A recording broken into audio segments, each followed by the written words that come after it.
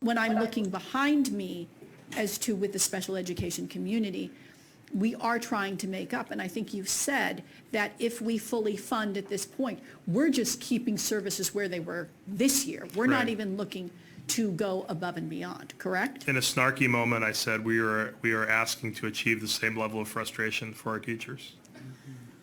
Right? I mean, it's kind of flippant to say it that way, but But it's this is where we accurate. are. I mean, I Right. I believe in, Okay, you know, so Ms. reality, so Dillon, thank you small. very much for that. So you're saying that, so if I were to say to you, your recommendation for special education would be to fully fund it at the Sure. 15, correct? That's correct. Okay, thank you. Ms. Caternio. I like snark. No, I don't love it all. It's my not second best, language. It's not my best me. So you said this gets us closer to that edge. If we had to change, if we didn't, I mean, so at 4 million is with the recommendation, 4.2 million. If we had to, to change the model, we're putting students in position to be excluded from their being in programming with peers. Which is against the law. No. Totally, well, for sure, correct, right. It's- But it's- what I'm saying, and I'm making generalizations because we only have so much time, but.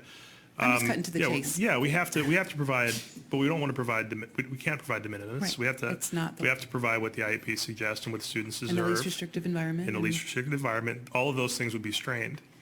And we risk having more constraints placed on our grant dollars from the state as we are not able to meet outcomes or we grow disproportionality gaps. And or we think- spend yeah. more on compensatory services. And we have to ask for more in operating, we spend more in compensatory services, non-public. back end rather than and on investing in and on we go. Okay, thank So you. this is the gift that keeps on giving as long as it's underfunded. Thank you.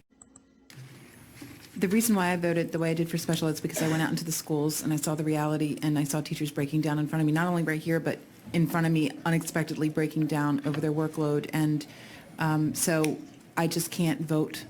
I know I don't know what the outcome will be with this next vote, but I just can't after witnessing what I did and all of the correspondence that we've gotten. And as my colleague, Ms. Delmont Small mentioned, it's not just the legal requirements. We are spending more on compensatory services, non-public placements. We have to do categorical transfers at the end of the year because we haven't given enough money into that line item. There's always more students that come in at the beginning of the school year that the same amount of staff is supposed to provide services for. So it's more than just the legal, it's the right thing to do. It's not even just the legal thing to do. And I think, you know, it's just who we are as a school system. And that's why it's definitely not for votes for me in November or in 2 years in November. So that's why I just can't. I don't know what the outcome will be, but I can't vote for that because I think we're starting off, this number is where we should have been a couple of years ago. I mean, it was cut. And so we're just trying to get back to normal. I mean, we're just trying to get back to where we should be. Please emphasize that point. I shouldn't say cut. I This shouldn't say amount of cut. money was added to the budget after a very deliberative process based upon an incredible number of data points and whittled down to a certain level that doesn't even get us to where we really need to be. That's I mean, I correct. appreciate the conversation. Continue all day long.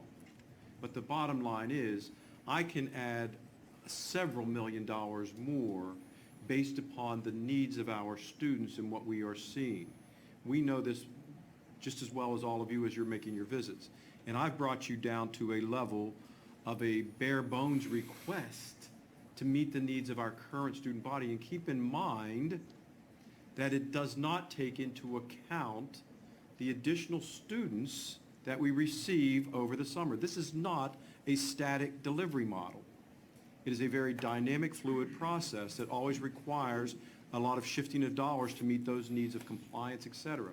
So as I appreciate the great conversation, but as we're looking to proffer up a 2-year implementation, I can't guarantee you that I'm only going to ask for 4.1 million next year.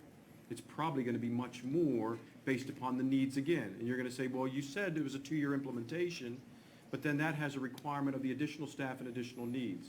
So it's always this catch-up, and I don't need to continue to pontificate about the fact of the residual effects in our classroom and the needs, but you are right.